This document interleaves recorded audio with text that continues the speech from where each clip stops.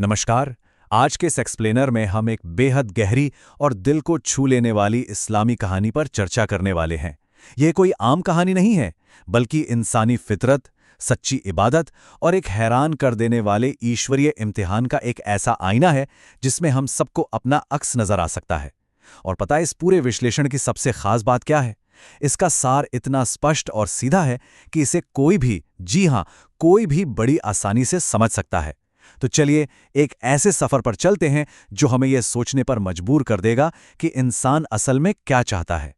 तो चलिए सीधे इस कहानी की गहराई में उतरते हैं। एक बहुत ही बड़ा सवाल है, क्या हजारों साल की तपस्या, हजारों साल की इबादत सिर्फ एक रात में खत्म हो सकती है? हम अक्सर ये सोचते ना कि जो इंसान दुनिया जहां से कटकर सिर्फ ईश्वर की राह पर चल पड़े, वो तो कभी डगमगा ही नहीं सकता। लेकिन क्या वाकई ऐसा होता है?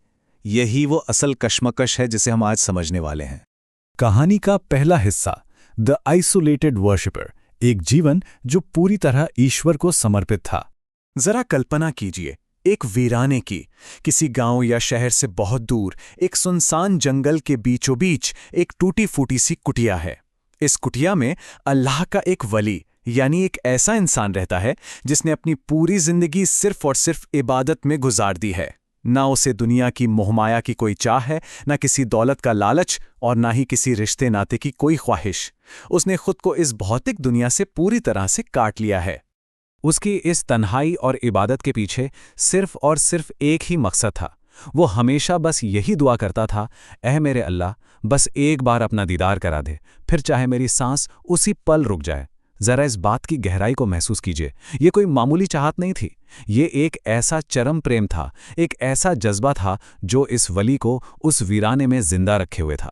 हर रात जब पूरी दुनिया गहरी नींद में सो रही होती, वो हुप अंधेरे में उठकर तहज्जुद की नमाज पढ़ता। सजदे में गिरकर वो इतना रोता कि उसके आंसुओं से पूरी की पूरी जान-नमाज भीग जाती थी।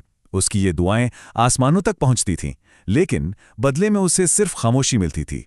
आसमान की तरफ से कोई जवाब नहीं आता था। फिर भी मजे की बात देखिए, उसका विश्वास जरा भी नहीं डगमगाया। उसकी ये अटूट लगन सच में हैरान कर देने वाली है। लेकिन फिर एक रात कुछ ऐसा हुआ जिसने उस सन्नाटे को हमेशा के लिए तोड़ दिया। A midnight knock, the inciting incident. आधी रात का सन्नाटा था और अचानक ठक ठक ठक दरवाजे पर दस्तक हुई। अब आप खुद सोचिए, उस वली पर उस वक्त क्या गुजरी होगी।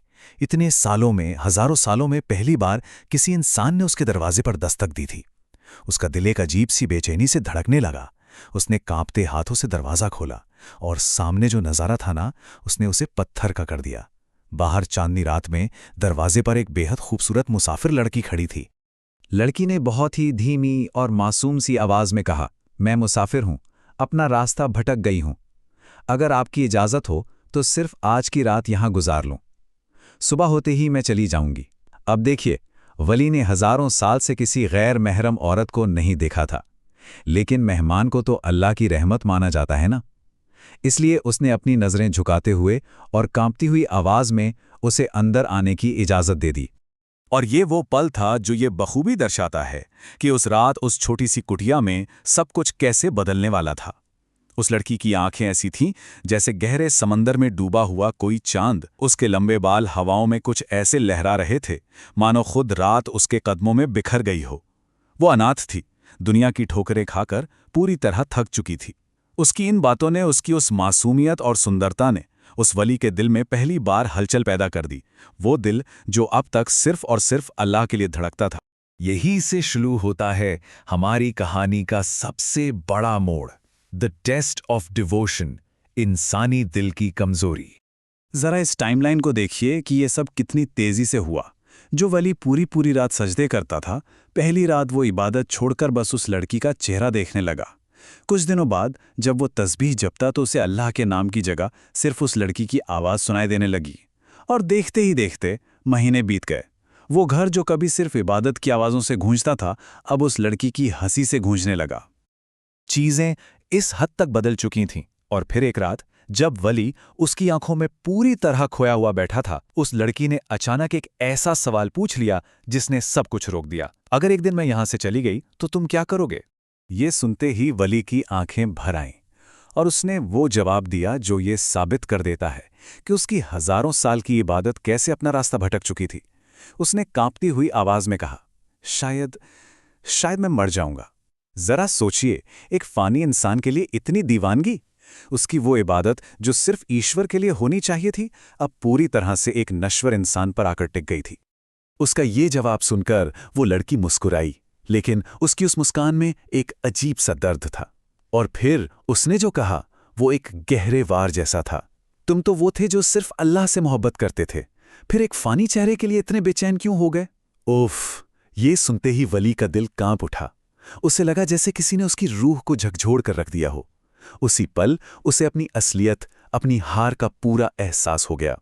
और अब आता है इस पूरे एक्सप्लेनर का climax, the divine revelation, the ultimate twist. इस वली के साथ असल में क्या चल रहा था? अपनी हजारों साल की इबादत को यूं मिट्टी में मिलता देख वली फूट फूट कर रोने लगा। उसे समझ आ गया कि वो हार गया है। और तभी अचानक उस कमरे में एक बहुत ही तेज नूर, एक दिव्य प्रकाश फैल गया। वली ने घबराकर जब अपनी आंखें उठाईं तो देखा कि वो लड़की वहां थी ही नहीं। वो अचानक गायब हो चुकी थी, क्योंकि वो कोई आम मुसाफिर नहीं थी, वो तो ईश्वर की तरफ से लिया गया एक इम्तिहान था। और फिर उस नूरानी रोशनी के बीच से एक आवाज गूंजी, ऐ मेरे बंदे, तू एक खूबसूरत चेहरे की मोहब्बत भी बर्दाश्त ना कर सका तो सोच, जिसने तुझे बनाया है उसकी मोहब्बत कितनी गहरी होगी। ये आवाज सीधे उसके दिल में उतर गई। ये एक परम सत्य था, एक ऐसा दार्शनिक विचार जिसने वली को सुंदरता के असली स्रोत का एहसास करा दिया। हम इस सफर के आखिरी और सबसे महत्वपूर्ण पड़ाव पर आ गए हैं, द अल्टीमेट लेसन, दिल की सच्ची पवित्रता। तो इस पूरी चर्चा का सबसे अहम पॉइंट क्या है? इस स्लाइड को देखिए। एक तरफ है फिजिकल आइसोलेशन, यानी शारीरिक एकांत, दुनिया से दूर जंगलों में जाकर बस जाना। लेकिन सिर्फ शरीर को दूर ले जाना ही काफी नहीं है। दूसरी तरफ है स्पिरिचुअल प्योरिटी, यानी आध्यात्मिक पवित्रता, अपने दिल को हर उस चीज से पाक करना जो फानी है, जो नश्वर है। रोते हुए वली को यह समझ आ गया था कि ईश्वर को पाने का रास्ता सिर्फ जंगलों की तन्हाई में भटकना नहीं है, बल्कि अपने दिल को शुद्ध करना है। भौतिक दूरी का तब तक कोई मतलब नहीं है जब तक आपका दिल दुनिया की मोह माया से आजाद नहीं होता। जाते जाते आइए इस एक अहम सवाल पर विचार करते हैं। आज के इस मॉडर्न समय में वो कौन सी सांसारिक चीजें या अट्रैक्शंस हैं जो हमारे और आपके दिलों को बांध लेते हैं? क्या हम भी उसी वली की तरह अपने असली मकसद से कहीं भटक तो नहीं गए हैं? इस कहानी को याद रखिएगा और सोचिएगा कि आपके दिल की असली मंजिल क्या है। आज के इस एक्सप्लेनर में बस इतना ही। हमारे साथ इस विचार विमर्श में जुड़ने के लिए आपका बहुत बहुत शुक्रिया।